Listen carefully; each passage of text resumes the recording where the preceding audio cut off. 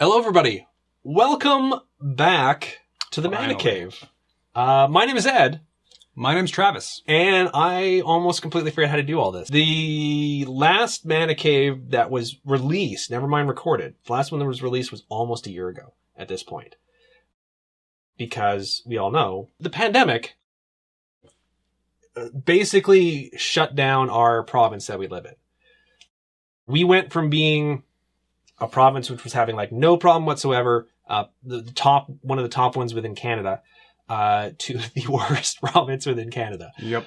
And they did not screw around when it came to regulations and stuff. So we were not able to physically see each other, certainly not in each other's homes. No. We were able to talk over online occasionally and stuff.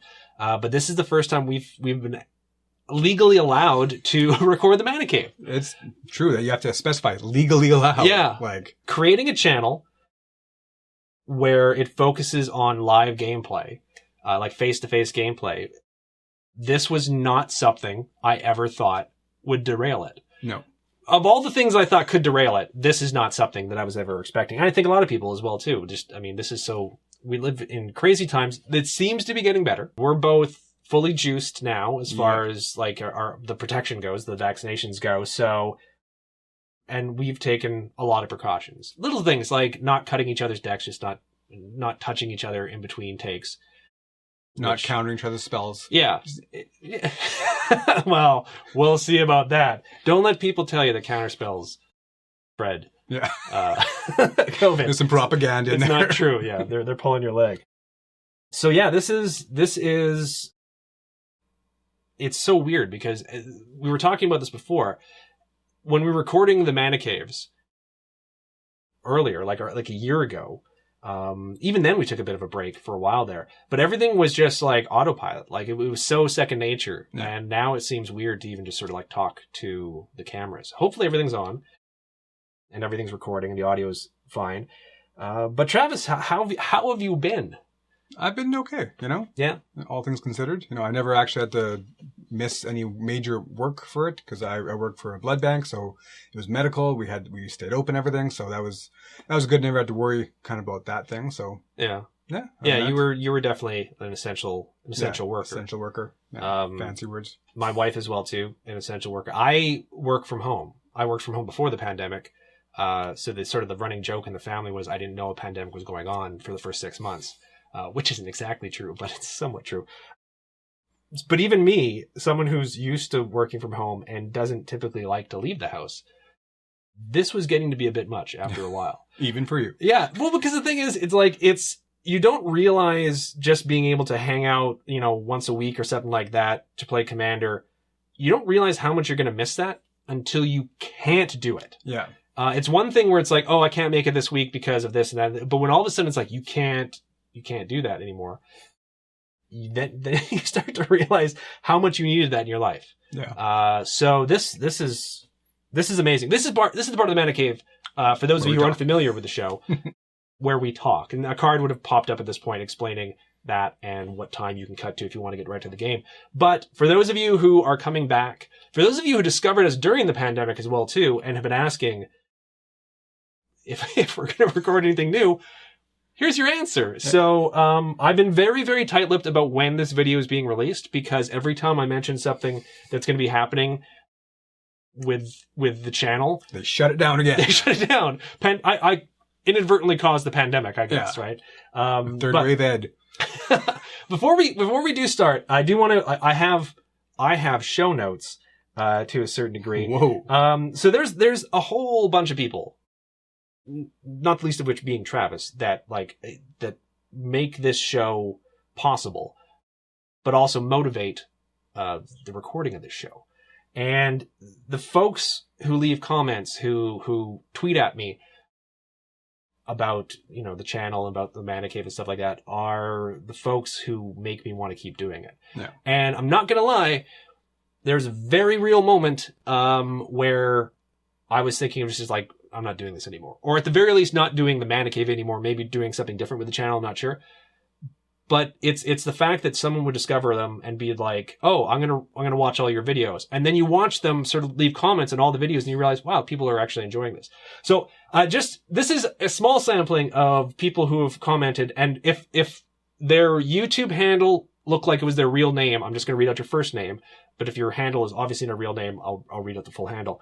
So, Nagani, Tyler, Dart Pika, Lobster Knight, Mr. Ragman, Ian, Druid the Writer, Sergio, a bunch of people who seem to have either discovered the channel during the pandemic and left comments saying how much they enjoyed it. Thank you. And once again, I'm not covering everybody. I apologize. I will try to cover everyone eventually one day. Taboo Axe, who has been a long time follower of the channel, leaving comments occasionally, just asking if we're coming back. Stuff like that means a lot as well too, because it shows that some folks have definitely stuck around and stuck by us. Brandon Tate of the Tate Twins, also Brent as well too. I'm not going to leave out his brother. Yeah. Those of you who don't know, Tate Twins are they're twins, but they're also a tag team wrestling team, and currently the OVW tag team champions. And Brandon, this was during one of the times where I was just like, I don't think I'm going to do the channel anymore. Just out of the blue. Brandon doesn't know us sort of thing. No. And we never met him before, or still haven't met him now. But he left a comment about how watching the Mana Cave, basically helped sort of teach him magic to a certain degree. And he's since, occasionally we tweet back and forth just recently. Yeah. I like his tweets and such. Exactly. Yeah. And it's been cool to see how their career has been going, and they've become champions since the pandemic as well too. Yeah. But yeah, things like that, just out of the blue, push you to sort of like rethink at least what you're doing as far as the channel goes. It is amazing how much even a little bit can motivate you. Yeah. Like just one little push, on especially days where you're kind of down or not feeling it. One little thing. Yeah. I mean, it's one of those things where it's just, it was a huge shot. I think even replied that it was a huge shot in the arm or something to see something like that. Also want to give a shout out to Matt from Total MTG, because Matt, unlike me, has not stopped during, this entire time. I think he took like a couple weeks off at one point at most, but he's been plugging away, and his channel has been he cracked 10,000 subs, and now he's well past. I think he's like 11,000 something, maybe. I don't know. By the time this video comes out, he could be at 4 million. I don't know. But Matt always has like a kind word. Yeah. Whenever I tweet anything about the channel, but I did a poll as well too about possibly just streaming whatever. So yeah, that was all those folks who just wanted the Mana Cave to come back, or just see us on the channel. I know, right? Like it's just been super sappy. This normally isn't going to be sappy, and normally we talk a bit at the beginning of these videos. We don't normally talk this long, or I'm really doing most of the talking. I feel bad. Bet you wish you clicked that part earlier now. So for all of you, and again, like anyone that I missed, and there's a bunch of people that I know I missed, I do apologize, but it's not because I don't appreciate the comments. It's just because I don't normally do show notes, so maybe each time now I'll do some shout outs. I have no idea. Anyways, we are doing, Travis, Adventure in the Forgotten Realms, which the official release, these are pre-release kits that I got, and we've created nice 40 card limited decks from them. The pre-release would have been on the 16th of July, I want to say, or something like that. Yeah, because then 23rd was the full. Yeah. So this is coming out most likely, I think, first week of August. So at this point, everyone's probably completely forgotten about Adventure in the Forgotten Realms, because we go through sets super quick. Yeah. In the year and a half. How many sets? Basically, it started with Ikoria, was the first one, I think. Not that we were like standard people, but I think Ikoria was the first standard big set that we were just like, by then we were locked down. There was no Commander Knights or anything like that. So it was like, from then on, there's been no magic for us, really. So. Yeah. And they don't give you a breather anymore between sets. I mean, we used to talk about this like a year or so ago, how it was getting, less and less time between sets. And it's something that's always bothered me, and it's only gotten worse. Yeah. I love Magic. One of the things I learned, though, during this break is that I enjoy playing Magic with my friends more than I enjoy Magic in general. I enjoy Magic, but it's the interaction sort of thing that I really, really like with a great game.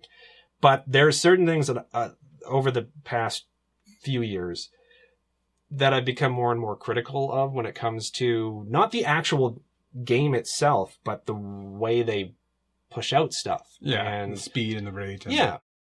And so, but anyways, we can do an entire podcast, which who knows? Maybe we've talked about doing that in the past, and we certainly have enough, you know. Yeah, clearly we can talk. Yeah. But we'll leave that for another day. Travis, you built yourself a 40 card deck. I did. Anything you want to say about it before we start? It's a red. It's a black-green deck. But with how my kit worked out, I was tempted to make a Rakdos black-red deck, and I was literally going to call it Rakdos Removal. I drafted so much removal. I'm like, if I was in like an actual, not competitive thing where there's packs up for grab and everything, I probably would have just been a jerk and like have like 4 creatures and just removal and like just kill somebody over time with the 2/2 or something like that. But no, I did these slightly better and went with the black-green that I'm pretty excited about. I got a couple cards I really hope to see that may make it into a commander deck of mine too, There's well, again, they seem to be pumping Commander with almost every set now, but there's definitely some really great cards. Tiamat is one of the cards because my favorite Commander deck is my 5-color Dragon deck. Yeah, I hate that deck. Yeah, I know. I've slowly been tweaking it over years now that it's been out. But the second I saw that card spoil, I was like, I want that card. And the stupid thing is, even though it would have been horrible in a limited format, if I had pulled that card, I would have made a 5-color deck. Yeah. Just so that I could have played it, just in this format. But it wasn't that. Sadly, I ended up going with white-red with just a kiss of blue. Just a kiss. I've got 1 blue card in this. And I shouldn't have it in here, but it's such a cool card that I had to include it. There's 2 cards I'm really looking forward to playing. So I probably won't. If they don't show up at all, I'll tell you at the end of the video what they were. Now, while we've been yakety-yakking, our opening hands will have been shown on screen. Travis, you're starting off with 7 cards. I am. I'm starting off with 6 because I did mulligan down 1. But, anything... Oh, this is, I guess, a disclaimer. We're rusty. Not just on video and awkwardness, but on... Magic on camera is maybe a little awkward at times, but bear with us. Because, the good thing about this set, at least for being the first one back in, there's a lot of cool stuff to read on the card. Yeah. So I can act like I'm doing it just for everyone's benefit. But really, I'm like, 2-1. So 1 is the toughness? We're definitely going to screw up. Yeah. But that should be nothing new at this point. There's always, once again, talking more, but it's funny seeing people comment on a video that came out like a year and a half ago or 2 years ago and being like, you cheated. And it's like, I think there's a certain intent to cheating. We screwed up 100%, but not so much cheating. But expect some cheating because, we're going to screw something up for sure this time. The other thing is there's some new mechanics. There's the, dungeons, the dungeon cards. So we're going to be, at some point journeying into dungeon. You mentioned before we were recording that yours doesn't really rely on that too much, right? No, I didn't get enough support for it. I don't honestly think it's strong enough of a mechanic or something to strive for, especially in a highly competitive, limited environment. But I'd make sure to put a couple in there. Originally, I had put a single dragon in there, but I'd take it out. I'll talk about that after for other reasons, but... I had created a different version of this deck as well, too, that was black, red. And I would have been whipping through dungeons like mad. It just would have been crazy how quickly I was going to go through dungeons. This one does have some of that, but not a ton. But you will definitely see some of that action, and we'll sort of explain that as it happens. So anyways, what are we forgetting? Rolling the Seagulls first. Now, are we going to do it with a 20-sided die? Because this is one of the big things, is that they give you an action. Instead of a spin down counter, they give you a 20-sided die this time. Why don't you go ahead and spin the difference? And I forgot 14, how to roll. And a nat 1. Yeah, that is a fumble, what do they call it in D&D again? Bad. Yeah. That's critical miss. Critical failure. It's just bad. I know, like a 20 is a crit.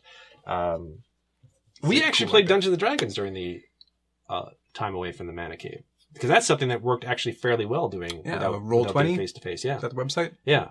Funny story before we start playing, because why would we stop talking? I actually bought a lot of tabletop terrain to build Dungeons and Dragons maps and stuff just before the pandemic hit, because I had a D&D group and I was going to be DMing soon, and I was like, I'm going to wow them with this terrain. And it arrived during the pandemic, so it is all your fault. Yeah. It's actually, you guys can't see it, but all those boxes down there. Holy cow. Yeah. As a Kickstarter. Great Kickstarter. Yeah. They're not sponsors, but it's Dragon and Laser. Or Dungeon and Laser? Dungeons and Lasers. Dungeons and Lasers, not Dragons and Lasers. It was a while ago since it arrived, but they had another Kickstarter out and recently. you shelved it where you're going to need it, right down there. But I do look forward to eventually creating that and actually sitting down with people again, like we are doing right now. Anyways, I get to go first. Yes. So this is the point in the Mana Cave where we stop talking and we start playing. Welcome back. Yeah. So, for those of you who saw the time code and just skipped right here, probably a wise decision given how long we talked. So I'm going to play a Plains. I'm not going to put my lands up front like a psychopath, and I'm going to tap that, and I'm going to play Monk of the Open Hand. It is a 1/1 elf monk. It's got Flurry of Blows. Whenever you cast your second spell each turn, put a +1/+1 counter on Monk of the Open Hand. That can get out of hand. That is my turn, sir, and now I'm going to pass the turn to you. Now I draw because I didn't go first. Exactly. Okay. Exactly. Little things like that are just going to be, coming out. I'm going to play a swamp with some flavor text, but I'm not going to read the flavor text right now. But it's on there. And I will tap that swamp. Turn 1 plays with both of us. For Dungeon Crawler. He's a 2/1 zombie, and he enters the battlefield tapped. And I believe there's a big old let's not get through those. Whenever I complete a dungeon, complete a whole dungeon, so that ain't happening, I may return Dungeon Crawler from my graveyard to my hand. Yeah, not to tip my hat, but I ain't completing a dungeon unless there's some weird, 20 round game or something like that. That's one thing that hasn't changed. It's tip your hand. Yeah, sure it is. Yeah. Yeah. Tipping your hat Sure means something it is, good. Okay. Over to you, sir. Is it my turn? Okay. Yes, sir. Alrighty. I'm going to untap my lands. That's right. That's very important. I'm going to play a mountain. There's a whole step in the game involved around it, actually. And I'm going to move to combat. Yeah. I'm going to swing in with my 1/1. I have no blocks since my guy entered tap, so I'll drop to 19, and I'm guessing you don't have 2 spells to cast this turn, otherwise you would have done that. I do not have 2 spells, sadly. I do have 1 spell, so I'm going to tap both the mountain and the plains, and I'm going to play the Brazen Dwarf. It is a 1/3 Dwarf Shaman. Whenever you roll 1 or more dice, Brazen Dwarf deals 1 damage to each opponent. So one of the mechanics in this is that there are certain cards which have you roll a 1d20, and there's some sort of effect happens, and a really spectacular effect usually happens if you roll a 20. Yeah. But this one is going to profit off of that. And not profit, but you're going to get hurt. So that's my turn, Travis. I'm going to pass the turn now to you. So you're probably going to see a lot of me, when Ed plays a card, because, I'm familiar with the set, but certainly not every single card. So it'll be a lot of, what does that one do? Ooh. I will untap as well. Draw. That's a good card. I won't be seeing it for a bit, though. This is painful. I will play, a forest with more text on it. Nice. I was looking forward to these, but I just, as a personal thing, I don't love the art in them. Sometimes that's just how it works out. Now, unfortunately, that 1/3 versus my 2/1 is just not a good exchange. But I can keep my Dungeon Crawler up as a dungeon blocker. And I can pass to you. And that'll definitely stop the 1/1. Yeah. So, okay. So, untap. Draw. Interesting. I'm going to play a Plains. Wow, you just broke out all the top player lands and everything. I'm going to play a Plains, and I'm going to move to combat. Okay. I'm going to swing in with the 1/1 monk. And he's a monk, not a dragon. No, just a 1/1 or a monk. demon or okay. I'm not going to block. Not going to block. Okay. So you take 1 point of damage. 1 more point of damage. I mean, there's something that I probably will regret later in this game, saying, why didn't I take that dude out before he was a 4/4? But I'm going to tap for 3, including one white, and I'm going to cast Priest of Ancient Lore. It is a dwarf cleric. It's a 2/1, And when it enters the battlefield, I gain 1 life, so that puts me up to 21, and I draw a card. So I'm going to draw a card. Now I know that card. Because people were actually going to talk about that card. Like, that's really good, especially in white. Yeah, I mean, a little bit. I mean, the life gain. Well, if you have like a life gain deck, then it's great because it usually triggers something. But just the draw the card is the great aspect of that. So that's my whole turn. I'm going to pass it down to you. And here I'm all like, my 2/1 only cost me 1 black, not 3 But just mana. wait until you finish a dungeon. I know, right? He's coming back.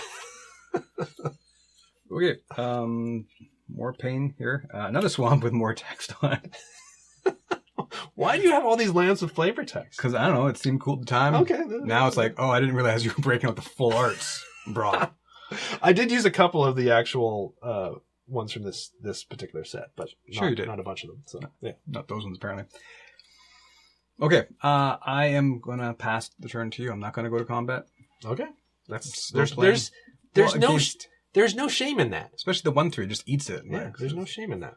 Okay, so Says go to the dungeon. Draw. Interesting. I'm going to play a mountain. And I apologize. Could you read the effect of that again? The land? No. As you venture deeper under the boughs, he's a 2/1, and whenever I complete a dungeon, I may return him from the graveyard to my hand. Not even the battlefield. Okay. Not even the battlefield. I thought he did something special once you can. Well, I mean, that's kind of cool though, especially if you have like a dungeon completing deck. It's your hand. Which you already said you own. Grant's also only one to recast. So like you're like, I could have saved so much mana on that exchange, but no. I'm going to move to combat. Okay. And I'm going to, I'm going to swing in with the team. So I'm trying everything sideways. So we got a 1/1, we got a 1/3, and I've got a 2/1. Still not blocking. I really want my one and only creature to stick around. Okay. So do you have any shenanigans? I have no shenanigans. So I'm looking at 4 damage here. 4 damage. 18 down to 14. And I'm rusty, but I do remember how to block. I just... So my turn still, and I'm going to tap everything, including 1 red, to cast the Hoarding Ogre. It's an ogre, thus the name. It's a 3/3, and whenever it attacks, roll a d20. A 1 to 9, create a treasure token. A 10 to 19, create 2 treasure tokens. A 20, create 3 treasure tokens. And it's also a dice rolling mechanic, so that could sort of do something with the Brazen Dwarf in the future as well, too. That's my turn. I'm going to now pass it to you. See, when I saw you doing red-white, I thought you might be going for a life gain or equipment deck, because there seems a lot of synergy there, but it looks like you're kind of going for the roll-in. I don't know. It's been so long since they built this deck, I don't know what it's going to do. I will play another forest, just kind of a relatively plain forest. And then I'm going to tap 4 for my big play. 2 of it's black, 2 of anything, with the Death Priest of Myrkril. Myrkril? He's a Death Priest. He is a 2/2 Tiefling Cleric. Total D&D. However, skeletons, vampires, and zombies I control get +1/+1. Ooh. And then, there's more. Okay. He himself is only 2/2, which is not great because then obviously buff himself. At the beginning of my end step, if a creature died this turn, I may pay 1 mana, and if I do, I create a 1/1 black skeleton creature token. So nice. I mean, I'm slow playing this. I'm still hoping that that's not the worst ever, but I'm not going to attack it with my now 3/2 because, well, actually, you know what? I will attack with my now 3/2 because I'll force you to block. Or take 3. I don't think I'm going to block. I think I'm going to take 3. Right. So I'm down from 21 to 18 after that. Dungeon crawler came out swinging there. I probably should have, blocked, kept him blocked, but I want to just attack with him. Do it. Definitely have nothing else to do. And you did it.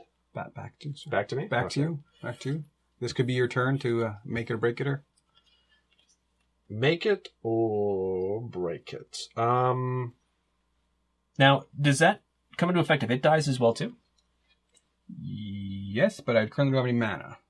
Okay. So at the beginning of my step, if a creature, but he won't be around. Oh, yeah. I believe if I'm getting that sequencing right. Yeah. And it has to be at the end step. It's not whenever a creature dies. Okay. But don't kill him because I made sure to bring some cool tokens. So don't kill him, eh? Okay. Because I want to play these tokens.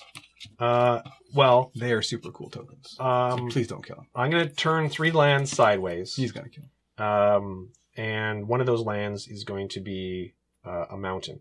and I'm going to cast Sorcery, Improvised Weaponry. Deals 2 damage to any target. Create a treasure token. So I'm going to deal 2 damage to that fellow right there. My Death Priest? And then I'm going to create a treasure token, which I made sure that I kept for this one. So there's the treasure token, and I'm just actually going to put a die on it because I have the possibility of creating more. And this goes to the graveyard. Of all the tokens I didn't get, I did not get a treasure token. Really? I had an extra one if you want. I may need it. Okay, yeah. There's some. So, still my turn. Yes. I'm going to move to combat, and I'm just going to swing in with the team. That's going to hurt. So, I'm turning everything sideways. Now, whenever Hoarding Ogre attacks, I roll a d20. So, I'm going to roll a d20. And it's a 2, so I'm only going to gain 1 treasure token. So, now I have 2 treasure tokens. But, whenever I roll a die, I deal 1 damage to each opponent. So that's going to happen first. Yeah. King down to 13. And then attack damage is going to go through, so you're taking 5, 6, 7. So it takes me down to 6. I'm starting to think I'm rustier than I thought. I was kind of hoping my Death Priest would stick around. I'm trying to think the last time I played a red deck, which is usually more aggro. This wasn't certainly like a crazy aggro start, but still. That's my whole turn. I've got 2 treasure tokens and a mountain still up, but I'm going to pass the turn to you. All right. Not entirely sure what miracle I'm hoping to draw here. Maybe some of that removal that's in this deck. Nope, not there. Okay, I'm going to play another swamp. I like the fact that neither of us are mana screwed, at least for the very first game. So, sure, I'll go to combat and attack you. No, wait, because I need to actually block at least once. He's a 4/3. Okay. Well, the only way I can do it then is to tap these 4. Who's a 4/3? Or he's a 3/3, pardon me. 3/3, yeah. He's a 4/3. Oh, okay. So 4 mana, 1 black for the Clattering Skeletons. So you can see how I really would like him to kind of stick around, because then he'd become even bigger. So he's a 4/3 skeleton with the really cool artwork and everything. When he dies, I venture into the dungeon. Oh, nice. But I mean, he's probably going to trade pretty soon, hopefully, with a hoarding ogre. I'm not going to attack because I do need to survive at least one more round to draw into something better, maybe get some favorable blocks going my way. So with 1 mana mysteriously left up, I pass to you. Okay, so I'm going to untap everything. You have 1 mana. I'm going to draw a card. I'm going to play a mountain. So we got 2 plains, 3 mountains, and 2 treasure tokens. And they're all such nice lands. Treasure is actually, I think, really valuable. And has treasure been in standard before? Yeah, the golden... No, that was food tokens. I'm sure it's been in standard before, because this is a standard set. Yes. Yeah. Which surprised me. But I was kind of fiddling around with some of these decks, and I found treasure was a huge way to make, like, turn a mediocre turn into, like, a huge next turn kind of thing. Because you were able to just bounce out so much. And red is super rich with treasures. Black as well, too, I think was another color. Certainly there appeared to be some. You know what? I'm going to move to combat, and I'm just going to turn everything sideways. So the Hoarding Ogre, Priest of the Ancient Lore, Brazen Dwarf, Monk of the Open Hand, they're all attacking.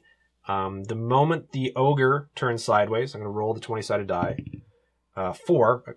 Was it second 4 in a row? No, his first one was a 2. So I do get a treasure token. And then you take 1 damage from the Brazen Dwarf. Ping.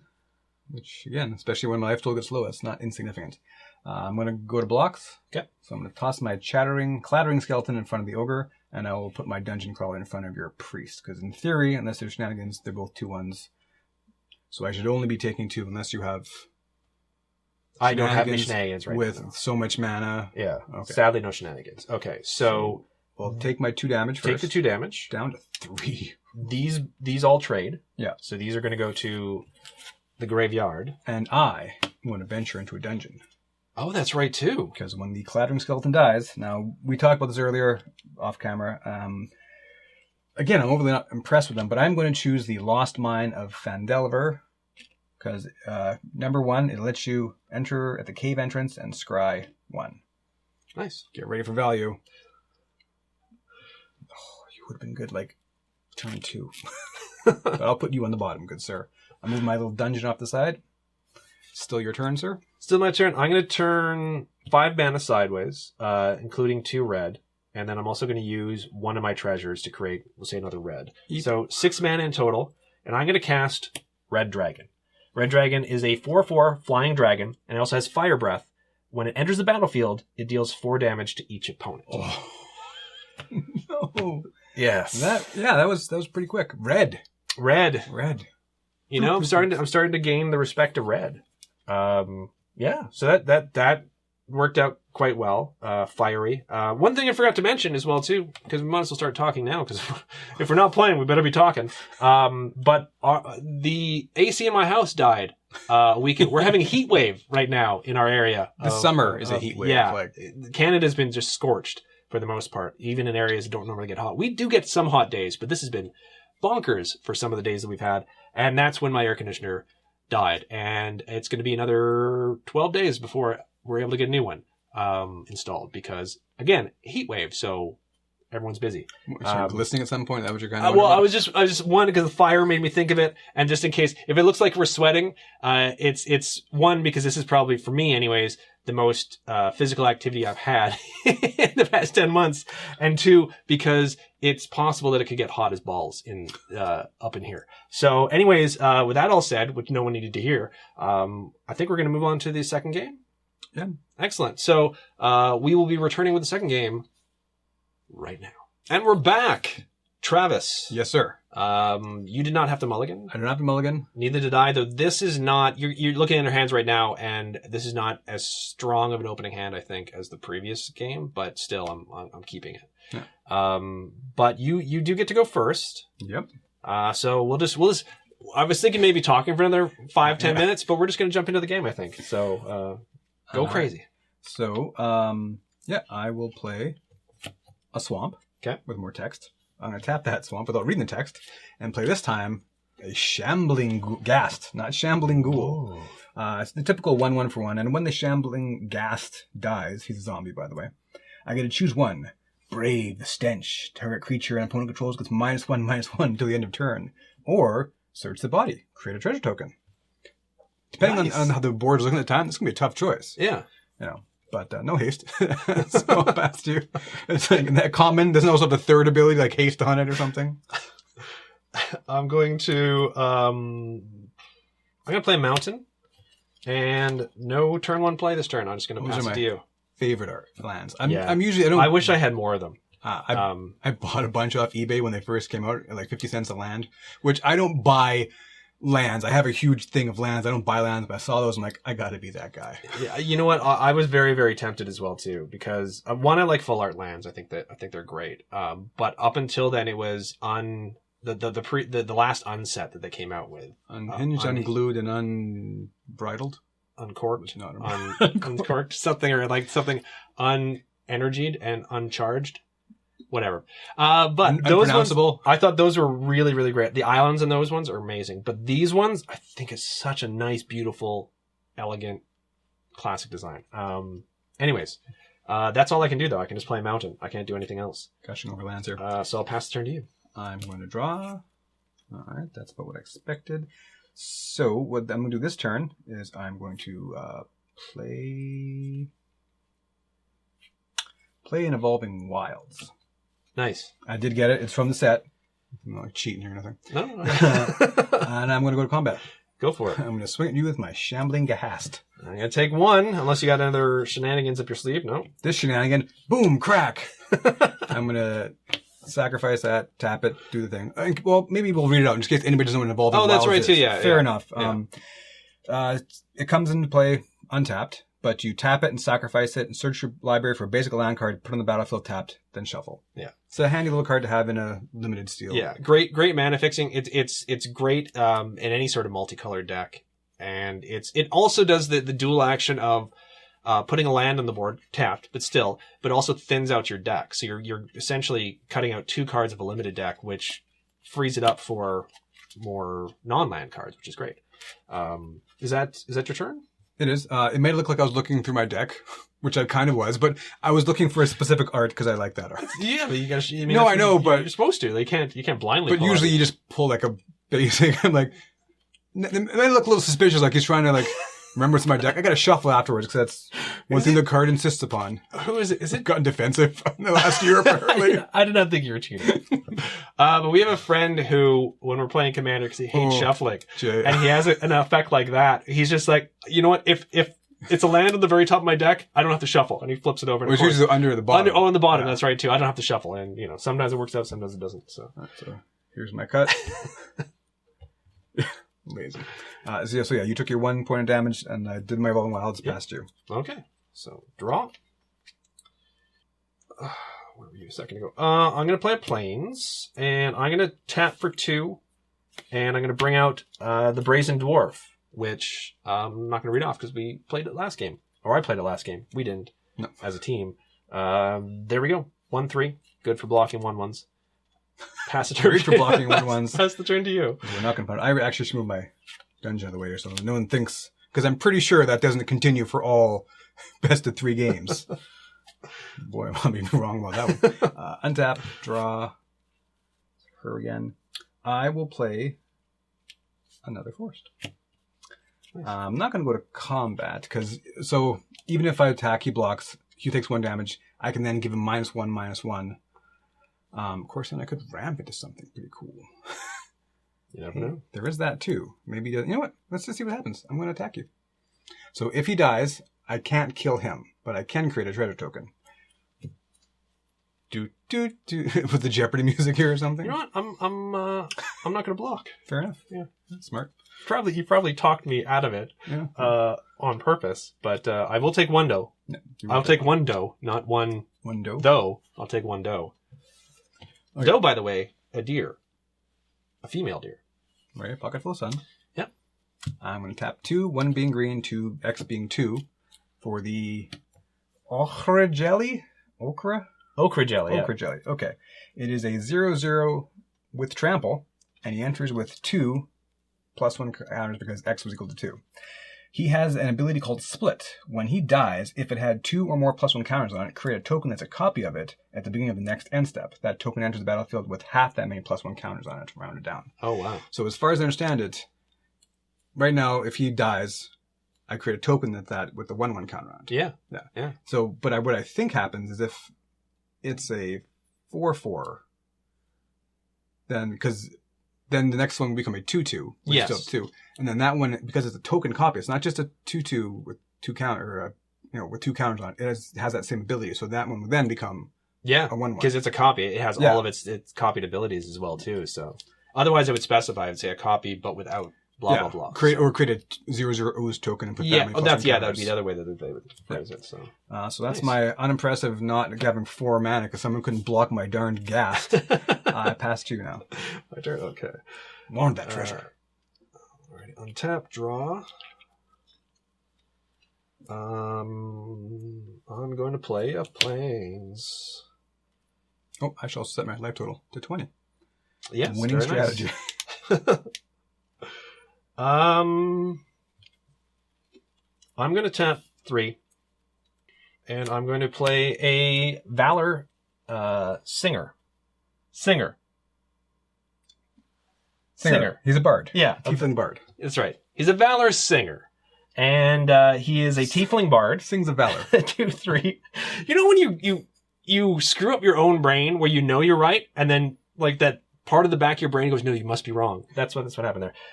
Combat Inspiration is its ability. At the beginning of combat in your turn, target creature you control gets +1/+0 until the end of turn. I'm not going to swing in with my Brazen Dwarf. Instead, I'm just going to pass the turn now to you. Okay. I'm going to untap. Draw. Play another swamp. Good, okay. Just give me a second to think here. You think. We're going to go to combat. Okay. Swinging them both. Swinging in with them both. I'm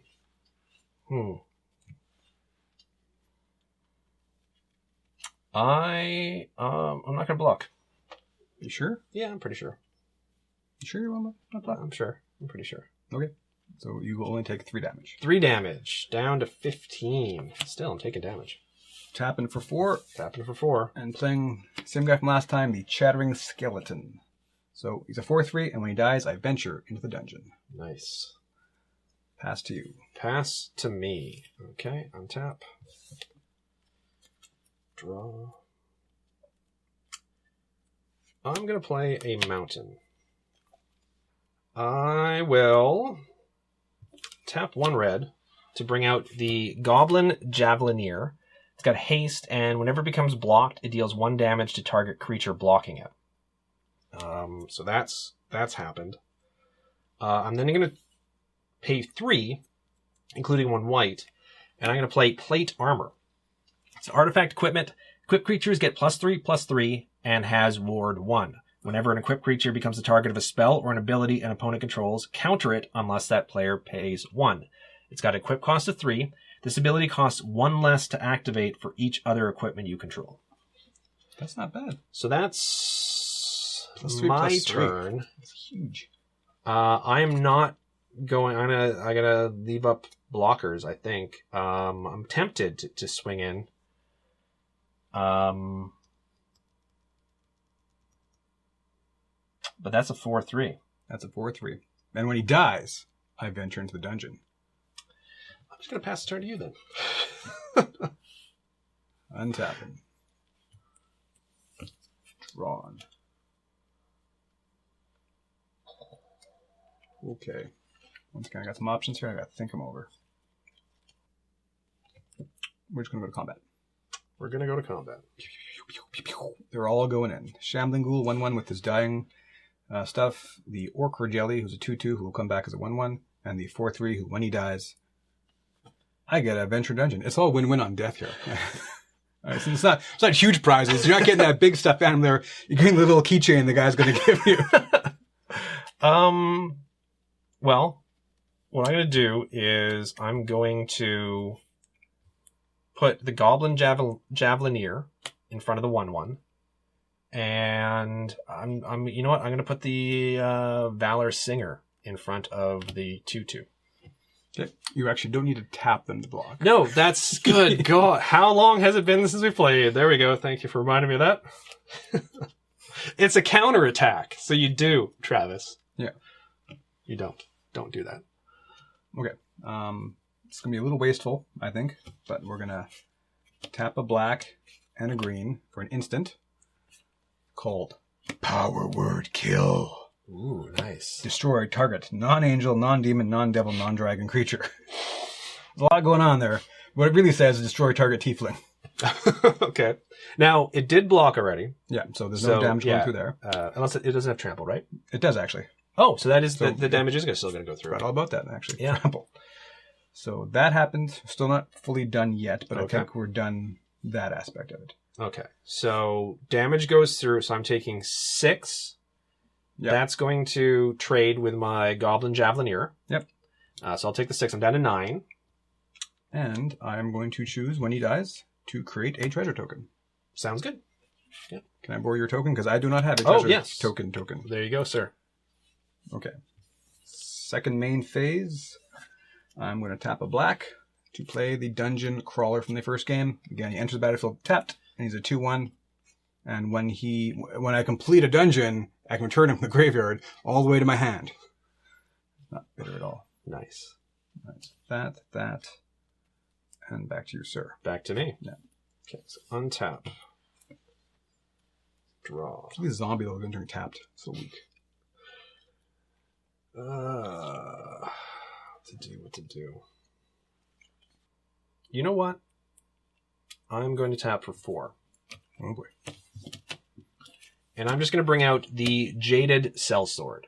It's a Dragon Warrior. It's 4/3, and when it enters the battlefield, if mana from a treasure was spent to cast it, which it wasn't, it gains first strike and haste until the end of turn. So that's out.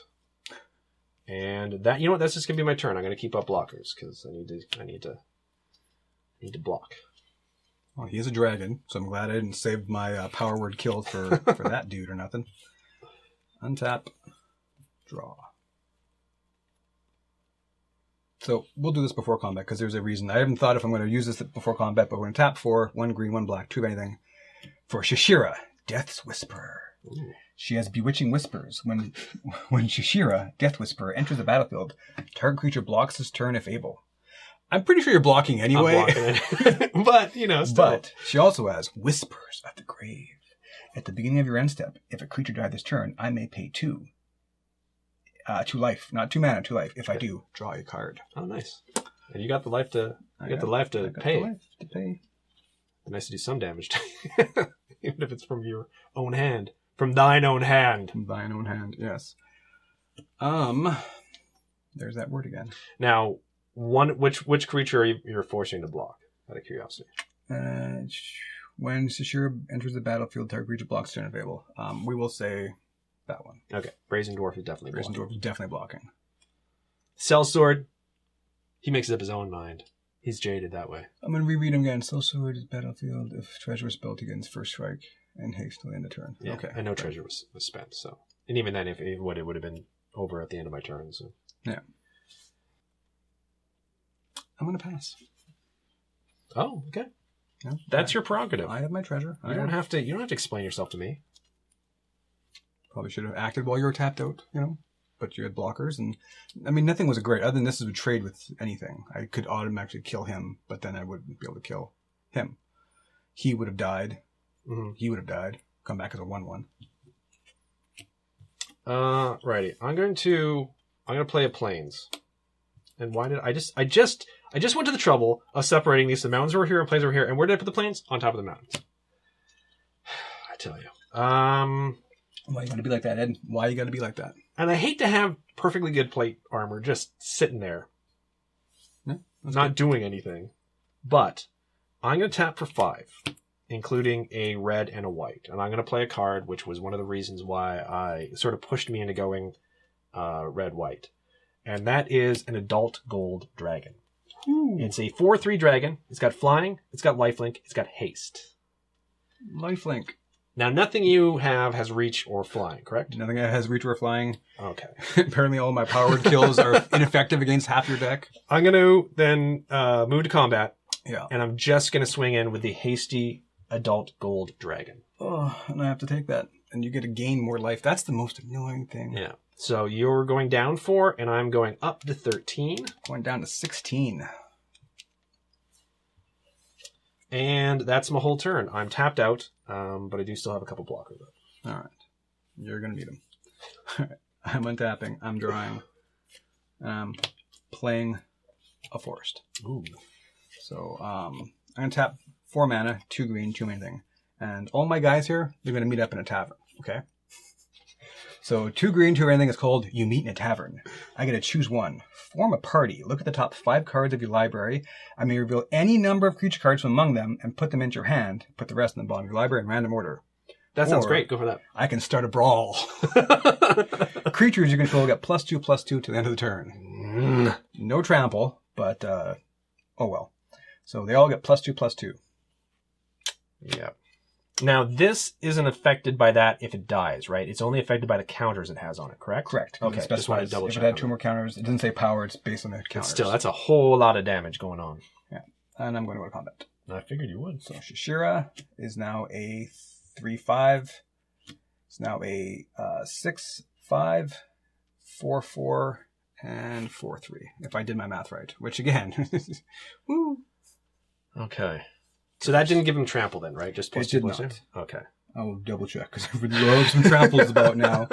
Start a brawl. Creatures you control get +2/+2 until the end of turn. Okay. But I love the options on that card. Like, you look at the top 5 cards, and it doesn't say put 1 or 2. It says put any number. You have to reveal the numbers you put, but that can draw you like 3 cards depending on creatures you have for 4 mana. Yeah, I could do all that. I mean, instant would have been better, obviously, but, Okay, well, Brazen Dwarf is definitely going in front of that. Yeah. Because it doesn't have trample, so that'll just... I mean, the dwarf is dead, but at the very least, I'm not going to take 6. So then it's still left on the board is 4 + 3, so 11. 11 damage would still be left out on the board there. And that's got trample. So I will...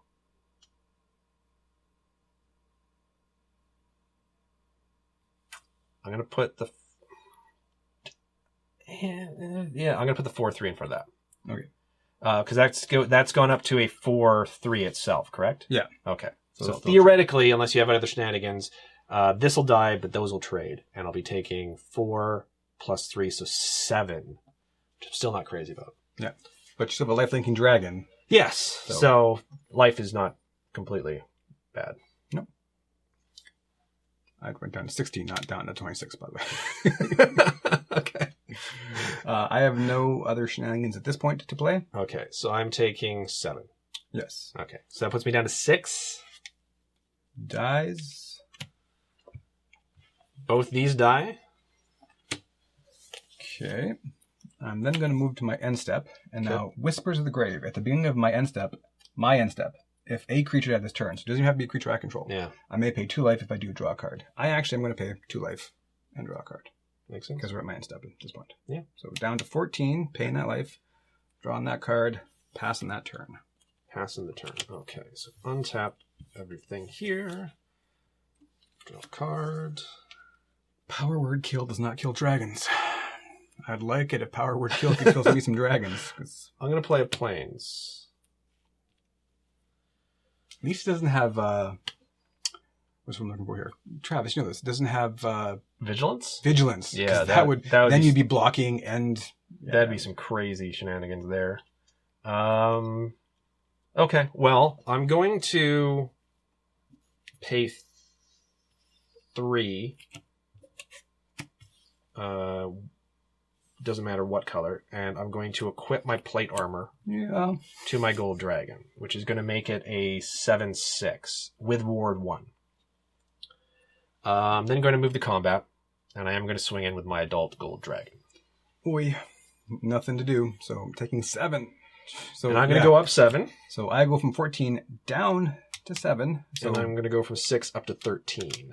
If I don't answer that or kill you next turn...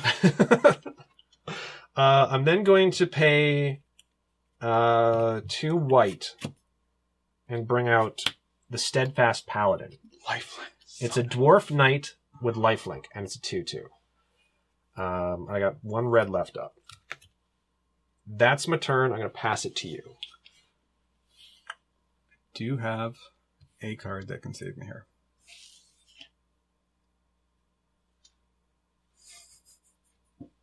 That's not it. All right, I will play another swamp, and I got to think if there's anything I can do here.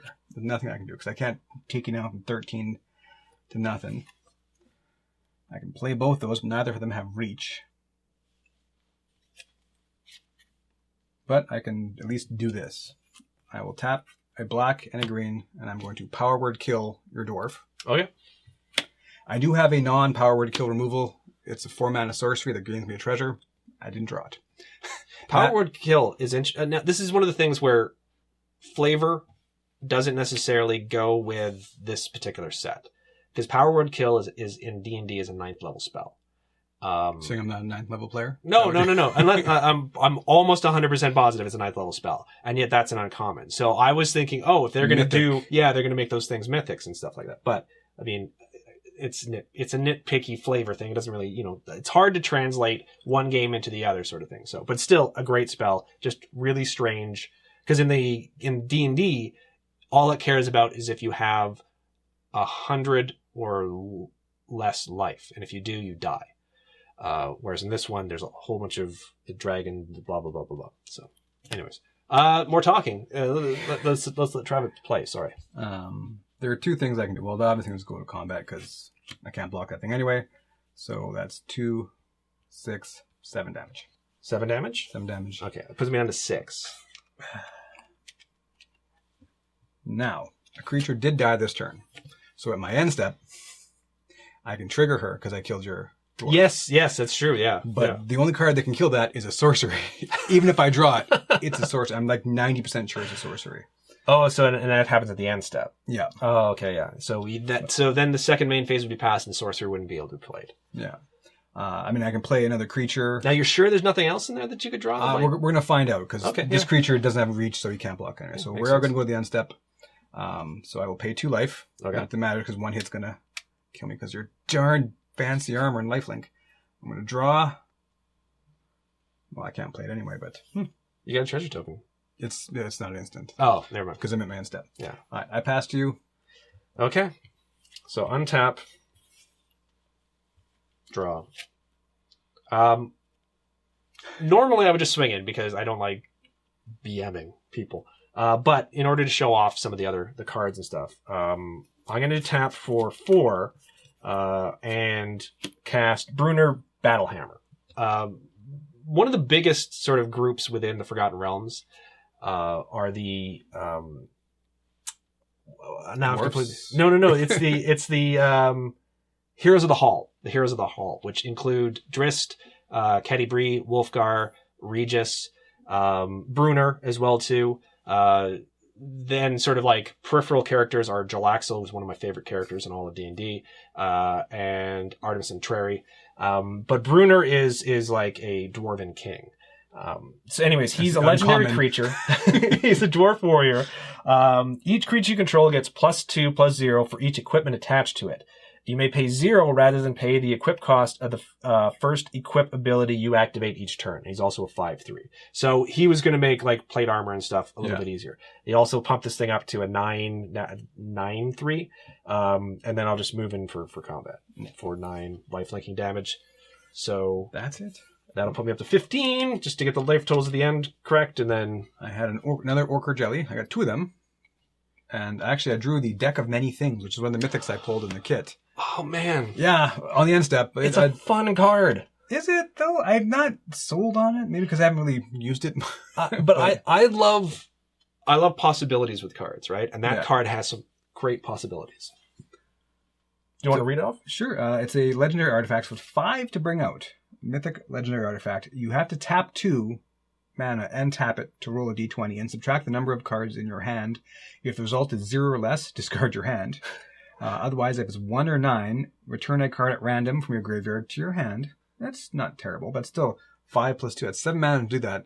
And if you fumbled, you would have had to discard. Well, you haven't fumbled. If you got like a really bad hand and fumbled, you have to. Yeah. 10 to 19 is draw 2 cards. That's decent, but still 7 mana. It's repeatable. Yeah. Obviously, it's not like tap and sacrifice. But the 20 is put a creature card from your graveyard onto the battlefield under your control. When that creature dies, its owner loses the game. Yeah. That's not even like it's a mythic. But think of that though. If you take something from my graveyard, because it's from a graveyard, right? there it is, from any graveyard. So if you had taken like just the Goblin Javelineer and then cast Power Word Kill on it, I would have lost the game, right? So it's super rare because it's 20. Yeah, but yeah, it's one of those things where it's I love cards. Any card that has an alternate win condition, even one like that where it's very, very difficult, I absolutely love. So because with rolling, there are certain things which like if you roll 1 dice, roll 2 instead and pick the high or whatever. Like there's ways to cheat that, but there's not many ways just as of yet. But that's why that card is. Are there any other cards in your deck that you want to sort of show? Because there's definitely a couple that I want to talk about in mine. There are several since we're at this point because I lost. Yeah, there is a Grim Bounty and it is a sorcery. So it's 4 mana, kill anything.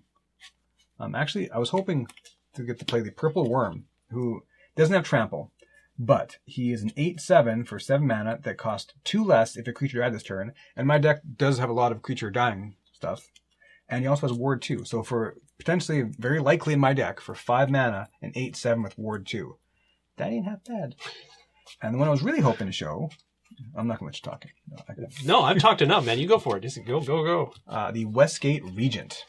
So there's my flyer for you. For 5 mana, he's a 4/4 flying vampire. He has Ward of Discard a card. So if anyone wants to target him with a spell, they have to discard a card in addition to everything. Oh, nice. And whenever he deals combat damage to a player, put that many +1 counters on it. That's still 4, quick. 8, 16. Yeah. If it's not answered, it's... So that would have been the flyer that could contested the dragon for sure, so... If you got out earlier. Yeah. Ifs, buts, candy nuts. I'll pass back to you while I get another card, which brings up a whole other conversation. So, I think at the beginning, I think I said I was splashing blue. Yeah, I said it was just a kiss of blue. The reason why is because I really like Monk class. Monk class is an enchantment class, so it's a new sort of subsect of enchantments. For a white and a blue, you gain basically different abilities based on what the level it is. Now, just by playing it, the second spell you cast each turn costs 1 less to cast, which is great. And then if you level up, so on as a sorcery, I can pay another white and blue to get to level 2. And when this class becomes level 2, return up to 1 target non-land permanent to its owner's hand. And then for 1, a white and a blue, I can level up to 3. At the beginning of your upkeep, exile the top card of your library. For as long as it remains exiled, you may cast this card from exile as long as you've cast another spell this turn. So that basically, you just keep exiling cards, and then you have this, stock of cards. So as long as you cast a spell, you can then cast that card. I really like that. I shouldn't have included them. Don't learn from me on this one. You won 2-0. Learn from it. Well, because I had treasures and stuff like that, I was like, I can probably get away with this. Did you put a single island in, by the way? I did. Treasure? I put a single island. Okay. I had 2 Evolving Wilds, and I also had this card, which has got an interesting sort of card look to it. Now, I'm torn because I love this old school adventure module sort of like cover look to it, but it doesn't make these cards especially readable. You know what I mean? Yeah. So, it's Temple of the Dragon Queen. It's land, it's uncommon, and as it enters the battlefield, you may reveal a dragon card from your hand. Temple of the Dragon Queen enters the battlefield tapped unless you reveal the dragon card this way, or you control the dragon. As Temple of the Dragon Queen enters the battlefield, choose a color. Tap, add 1 mana of the chosen color.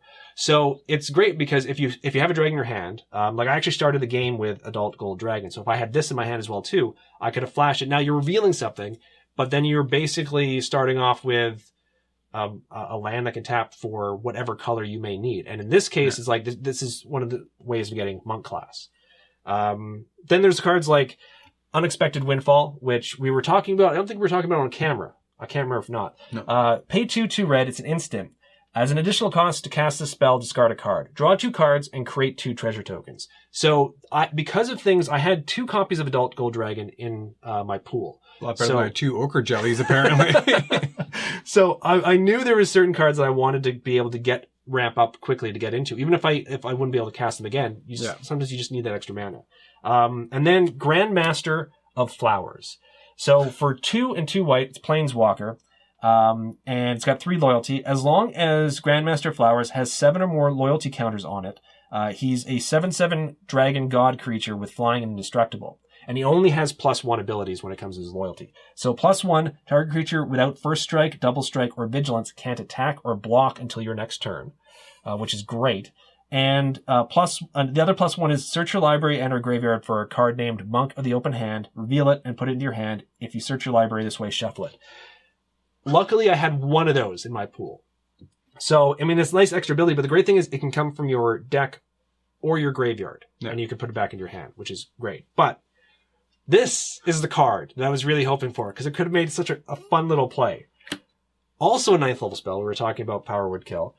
Wish. For 2 and a red, it's a sorcery. You may play a card you own from outside the game this turn. This is another reason why I wanted treasure tokens. Yeah. And this is why I have my entire card pool beside me, because I was hoping there'd be a time when I could play this and pull the perfect card, right? Which is this card I love because of the flavor aspect of it. I'm a little surprised it's red, but certain things sort of work for that, and certain things I don't know. But still, I so wanted to play this card just because I could pull, if I had treasure, I could pull like a black card removal or something like that. So, those were the cards that I was really excited to see. So unfortunately, this only went 2 games. Oh wait, you got more to show? Just a couple. So I got 2 of these full framed dragons. Amazing looking cards. Yes. Utterly mediocre play-wise, in my opinion, and I'm not a pro. But here's my quick opinion as not pro. If you're allowed to draft or whatever, and you see this card, I think that's the Unexpected Windfall. I think that's like a great card in limited or anything, because it seems to draw you cards and then give you mana to play with them. So you almost have to take a turn off, but it is an instant, so you can hold up a removal depending what you're playing. And then if you don't need it, play that. The next turn, have drawn 2 cards. Also, you draw for that turn, and then you get 2 bonus mana. So it seems really good.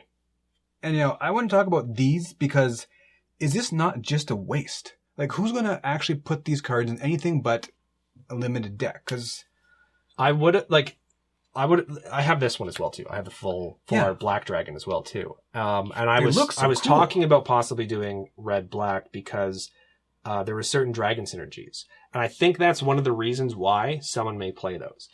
They're expensive, crazy expensive, like 7 mana, 6 mana. This one's 7 mana as well too, and their abilities sometimes aren't super great. No, but I think it's ones where you have certain dragon synergies, not quite like this for the Temple of the Dragon Queen, but there are other ones where being able to flash a dragon helps. Yeah. Don't flash dragons, by the way, because they may not take that really well, and anyways. There's a bard once I knew that flashed a dragon and didn't work out. It's the full art aspect. The card itself, the physical card, looks so nice. You'd want that in like your favorite commander deck or something. But who is going to put one of these two cards? Other than for the fact they look cool, I mean... See, and this is one of the things where I think they look absolutely gorgeous. Yeah. Wonderful. But I don't need 14 different variants of cards in the sets.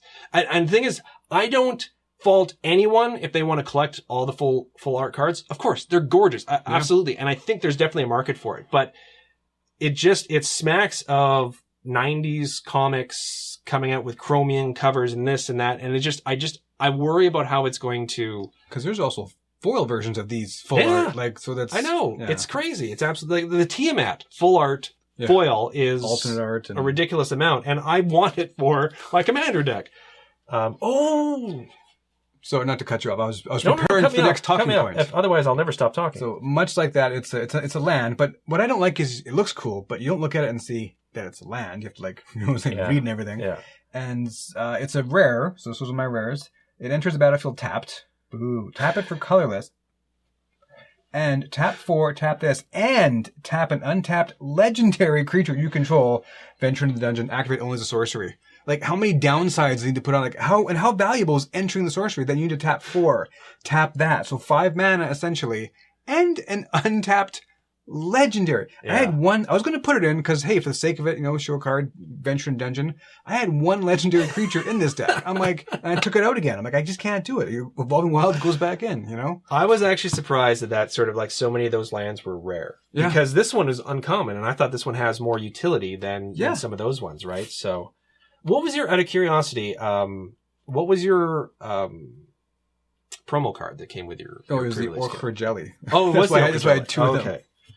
Because mine was, if I can find it, Jelly. It was the Orb of Annihilation. Sphere of Annihilation. So, the artifact, Sphere of Annihilation, enters the battlefield with X void counters on it, because it costs X and black. At the beginning of your upkeep, exile Sphere of Annihilation. All creatures and planeswalkers with mana value less than or equal to the number of void counters on it. All creature and planeswalker cards in graveyards with mana value less or equal to the number of void counters on it. So you're basically exiling a ton of stuff based on how much you can spend into this. This one is probably going to go into... I can definitely find a commander deck that I have that this would be sort of a nice... Not a huge bomb edition, but definitely some interesting removable, because it puts a clock on people to have... They can either lose stuff, or not just from the board, but also from the graveyard, which screws over a lot of decks in Commander. They have to deal with it before the next turn. So again, it wasn't good enough to put it in this. Yeah. Or go full on black. But yeah, that was those were. Are there any other cards that you want to? I have for you, if you want it, the Minion of the Mighty. It is the 0/1 Menace, but it's good in Dragon decks. Whenever Minion of the Mighty attacks, if you attacked with a creature with total power 6 or greater this combat, you may put a dragon creature card from your hand into the battlefield tapped and attacking. Tapped and attacking, sir. But it's a 0/1. But I want that in my... Yeah, I want that in the dragon deck. That could be amazing. Yeah. But again, I actually, these are the 2 dragons I got, and that was it. And they weren't even that color. So even if I wanted to make that miracle happen. Now, is it a creature with power 6 or creatures with power 6 or greater? If you attacked with creatures with total power 6 or greater. So 3 twos will pump them out. Yeah, in my dragon deck, that wouldn't be difficult at all. I love the fact that they make it, one, have menace, but also be a 0/1. Well, the menace thing is pretty good, because if you do it just right, you can get past that. He's not blocked, so he might live for a second activation of that kind of thing. Or somebody's like wasting a removal spell on your kobold. But no, I thought you might like that one. Oh, that's cool, man. I did not get the Tiamat, which I would have, I had my heart set on to get a few. Well, if there's something, yeah, the Tiamat would have been brilliant. I would have loved that card. I mean, there's still a chance. I don't buy much. I enjoyed this so much that I was thinking of even getting another couple of pre-release, because sometimes if they have some left over, they can go on sale. But this set seems to be doing pretty well. The only thing that hasn't been released from this set is they have like a gift set or something like that, or it's where it's like got more it comes with fancier. The I can't even keep track of the collector booster set boosters. The draft packs. And then one of the collector packs. I don't think it comes with any of the set. Yeah, the set packs, and it's just. And then there's the theme boosters, which are usually color specific or something. That's the other thing as well too. It's just like four kind of packs now. Again, I'm not saying this against anyone who likes this, because there's definitely a market for it. That wouldn't be, but for me. I think it feels to a small degree predatory. Yeah, especially the collector boosters seem somewhat predatory because they're big bucks. And the thing is, I used to be a hardcore collector. Even when we first got back into Magic, which was around the Cons of Tarkir, Zendikar sort of thing like that, I was buying so many packs. And it's because, one, they have the expeditions that they added in the Zendikar set, and in Cons of Tarkir, they had the fetch lands. So even having some chase cards like that, I mean, I had such a collector's mentality. And I wouldn't sell the cards.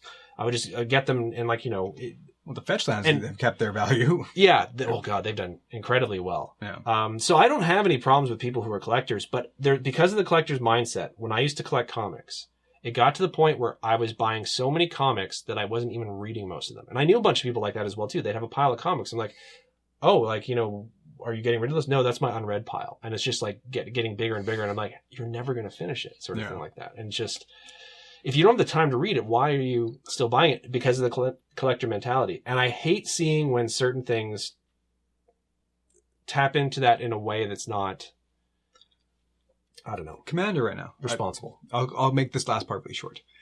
Commander used to be... Because I've been talking forever. You talk as long as you want. This way as well, too. People are going to think the game went for 3, so... Hey. Sorry. I almost won that second game. It was in hand. I agree, yeah. If I hadn't got that 5th land, because I was dragon. Yeah. That dragon. Yeah. And, Commander sets used to be once a year. Even the Command Zone again. I'm pretty sure I've done this spiel before. It was Commander Christmas. It was a special time of year. It was fun. We'd all be excited about to pick our decks. Now it's every other thing this new Commander set. And I keep telling myself, you don't need to buy more. You never get to play. When was the last time I played my Goblin deck? Well, because of the pandemic. Yeah. But in general, I don't get to play half the decks that I want to because I don't have time. But during the pandemic, I bought 2 decks. One was basically to tear it apart because it was $18 for one of those little dinky ones. And the other one, I bought the Witherbloom Life Gain because the Golgari Life Gain, it seemed neat. And it was down to $30, $31. Yeah. For a regular, not a mini Commander, whatever you're going to call that anymore. Just the Commander staples you can get from a Commander deck that cost you between $18 and $30. Yeah. Makes it worth it, right? Sorry. Well, no, SRAM was in that one. And what's that? This is one enchantment that lets you basically play Sigarda's Aid. Lets you play equipment and auras instantly, and you get to put an equipment right on a guy. It's 1 mana. Yeah. That was I think a $12 card right there, I think, in Canada. So between that and SRAM, which is what I basically bought the thing for, it paid for it. So everything else was just gravy. But yeah, they got me twice. But maybe coming out with Commander decks, multiple Commander decks every single set. And someone asked in the comments section, I understand it as well too, because I would love just to buy everything that comes out. Yeah. Asking if we were going to show off any of the new Commander decks. And the thing is, one, for us, it's a small operation, because we tried once to film a Commander game, and I need a larger table for it to begin with. Yeah. I'll need more cameras, and it can be very, very difficult because yourself and Steve as well, too, we're all comfortable enough in front of the camera that it's fine, and we can read off the cards and all that stuff, but other people we know that like Commander don't want to be on camera or don't want to constantly have to read off cards, which is what we do because we read off everything because we want to make it a more beginner friendly sort of type of video. So getting 4 people who are willing to be on camera in our area, is not the easiest thing. So if the Tate twins are ever in Winnipeg, if you ever have a show here, maybe we'll do Commander. Hey, give us a call. You don't feel obligated. I know what you have. You might be busy with the schedule. We have to sneak in and out of Winnipeg really, really quickly. Otherwise, they're going to make us play Commander with them. But yeah, so I would love to showcase Commander. We've done one-on-one Commander, which created. We took down the video. It created the most animosity in a single game. I was so mad in that game. That's one that I also inadvertently cheated on because I activated the guy's ability twice. It's possible, but I was just mad. But yeah, so the most likely scenarios will be playing 1v1 Commander if we're going to do it. But we're not getting every Commander game. That's why I like the Planeswalker decks. They were cheap. They showcased some of the cards. They weren't great, even necessarily for beginners, but they weren't great. But they were fun for two people to sit down and just, play. And some of them surprised me. Yeah. It was just, they had a nice bit of flavor a lot of the time. And it was a fun thing to do. But I don't think they're doing those at all anymore. Even unless core sets are going to bring them back for it. But this is the core set this year. So no. I don't even know what they're doing. You know how badly I would have loved a set of Forgotten Realms themed Planeswalker decks? That would have been like Candyland for me. A Jarlaxle deck, a Driss deck, Bruner deck. And as well too, okay, I'm going, while we're talking for longer, and you guys have probably left by now, a lot of you, but those of you who stuck around, this is going to be the very last thing I say. My biggest problem with the Adventure in the Forgotten Realms is the fact that they made the Spider Queen, Lolth, a Planeswalker. Because she's a god. And MTG has a very sort of set way of presenting gods in cards. Most of the time they're indestructible. They usually have some sort of recursion type of thing like that. Yeah. But they're not planeswalkers. You can have planeswalkers that are super powerful that want to become gods, like Nicol Bolas, for example. But you don't make a bard a planeswalker and also Lolth a planeswalker. They're not even, and they have, and the other, they didn't make. They done. I'm so mad. No, I'm not really mad. The South is coming out. Yeah. They don't. Elminster would have been great. Blackstaff, either the original version of the Caliban Blackstaff or the newer version as well too, where they included her staff but not her as a. Anyways, who's that guy? That bothers me. Mordecai and the other thing is, well, he originally wasn't, I believe, unless I'm wrong, which is possible because sometimes that happens. He wasn't even originally a Forgotten Realms character. They pretty much swallowed everything up within the Forgotten Realms now. Well, you may only get one shot, so you kind of, so that's fine. But I know him mostly not because I ever played was he Dragonlance or Greyhawk? I can't remember which. Not because I played those back in the day, but because of his book where he's got an actual Tome of Wonder. Yeah, like it's his Tome of Foes or something like that. So I know his name because of that. Same thing with Xanthar, who's the Beholder, who I would have loved to have gotten as well too. Yeah. Because I know them because of their books and because they have such interesting, rich lore. So I'm super jealous that you pulled that. But no. I would have played blue if I had pulled that. I would have played blue-red because I would have wanted a wish and I would have wanted to play that. So, anyways, I think we talked so long a lot of the time because... It might even be more than actual gameplay. Yeah, because we missed this a lot. I missed this a lot. Hopefully you missed it as well, too. Hopefully you guys missed it as well, too. I mean, from the comments section, you guys definitely missed it. So, the next episode of the Mana Cave, and there will be a next one, and you won't have to wait a year for it, I believe is going to be Basari versus Garruk. We're going to continue on with the Planeswalker deck showdown. Because there's not going to be any new Planeswalker decks, and they seem to be focusing mostly on the Commander deck, we're going to use this time to finish off some of the contests that we've started but weren't able to finish. So for those of you who have been waiting for the guild kits, I think, that were never finished, that's going to get finished as well too. But now that unless the only thing that's going to stop us is if, and knock on wood that it's not going to happen, is if they put more restrictions in place. But our numbers are going down. Things seem to be going really well. So hopefully Travis can keep coming over here without me going to jail. So though Travis, I'd go to jail for you. I go to jail, not necessarily for the Mana Cave, but I would go to jail for you on the right conditions. But yeah, so we will continue to do that. And again, I don't want to jinx it because whenever I say something about the channel, I feel like I'm going to jinx it. But I desperately want to start streaming.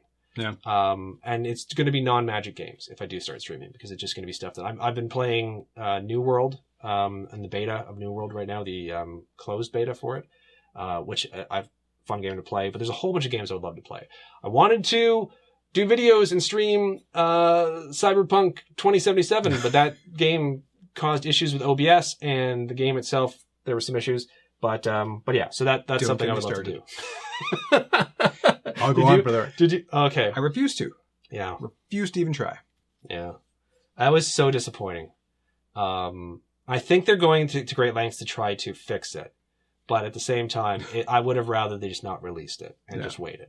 And I understand there's a pressure to do that, but anyways, yeah. So more stuff like that will hopefully be coming out. But definitely the Mana Cave is going to be, and it's great to have you back here. It's great to be back to do this. So there's a bunch more that I'd like to say, but I may do an entirely different video just to sort of talk to you guys about stuff or do a streaming thing. One last thing for those of you, the hardcores, the brainiacs, if you will, the ones who have stuck through this much talking, because you're probably the only ones who would care about this. There's going to be Brain Pulp merch, if you will, coming out. I have the design all set up to go on TeePublic, but I didn't want to go ahead and click the go ahead button until I knew for sure that the Mana Cave was coming back and I was going to start producing more content. But as well, too, I'm actually able to produce similar stuff directly on Amazon. So I have currently, there'll be a link in the description, but I have currently a TeePublic store with one design up. And it's an old design I came up with ages ago when I was doing a webcomic called Geek Tragedy. And I also have the same design up on Amazon. For those of you in the US, this is going to be kind of awesome because shipping from either of these places to the US is pretty good. Right now, the Amazon one, you can pretty much only get it if you're in the US. I'm going to try to put some of the stuff up in the Japanese store, some European stores and stuff.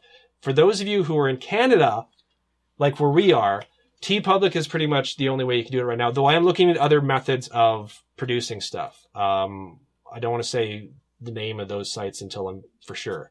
But yeah, I can't even order a t-shirt for myself off of Amazon right now. But there is that, and there'll be links in there, and I'll talk more about that later on. But again, we're just coming back, so it's not like, hey, we've been back for 5 minutes. Buy stuff, right? Yeah. But feel free to buy stuff if you want. So that's the last thing. Travis. Oh, I would like to say something about Travis because he's been too humble to bring it up so far. Travis, during the pandemic, has written a series of young reader novels, correct? Correct. Yeah. How do you describe it?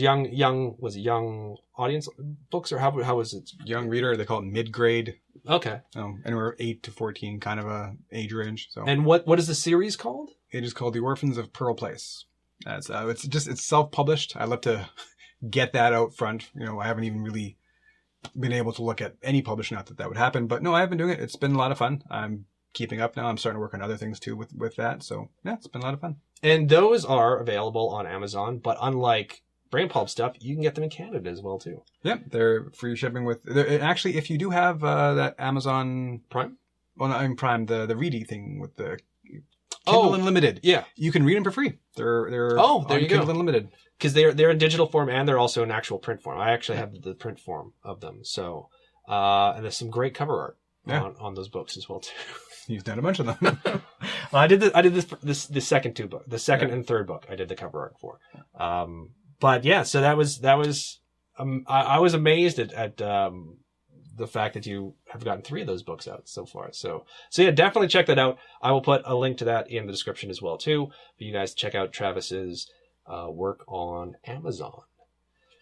Anything else I don't know about? No? Okay. Well, probably lots, but Yeah. That's it for now, folks. So thank you guys for sticking around. And for those of you as well too, and I understand this because we've gone for quite a while.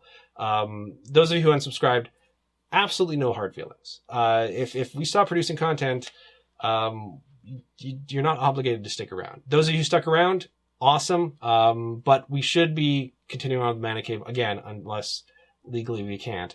So if you want to subscribe, come back to us. We're here. All's forgiven.